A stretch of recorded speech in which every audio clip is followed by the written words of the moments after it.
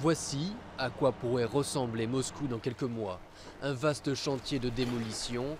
La cible, les immeubles de 3 et 4 étages datant des années 50 et 60.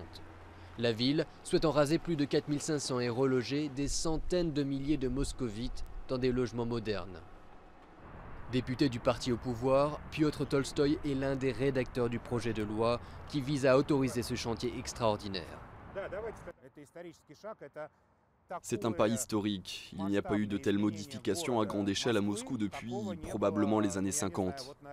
Ils sont obsolètes. Il est impossible de les réparer, de les rénover ou de les reconstruire. Les gens y vivent vraiment dans des conditions horribles. Valeria a acheté cet appartement il y a moins d'un an. 2 chambres et 79 mètres carrés dans un immeuble datant de 1957, aujourd'hui encore en très bon état. La réalisation d'un vieux rêve pour cette jeune femme. Aujourd'hui, comme de nombreux autres propriétaires, elle se dit impuissante et incrédule face aux promesses de relogement de la mairie. J'ai l'impression que l'opinion des propriétaires n'est absolument pas prise en compte. L'attitude des autorités envers la population est injuste. Ils prennent ton logement et c'est tout.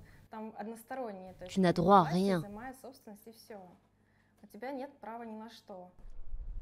Ce quartier dans le nord de Moscou, c'est Zoya, aujourd'hui 80 ans, qui l'a en partie dessiné dans les années 60.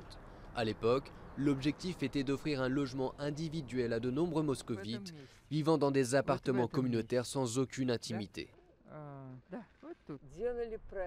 Nous avons élaboré un projet d'une ville idéale, d'une ville communiste. Et nous avons pris en compte, dans l'élaboration du projet de cette ville idéale, sa taille et le nombre de personnes qui devraient y vivre, afin que tout le monde puisse y vivre confortablement.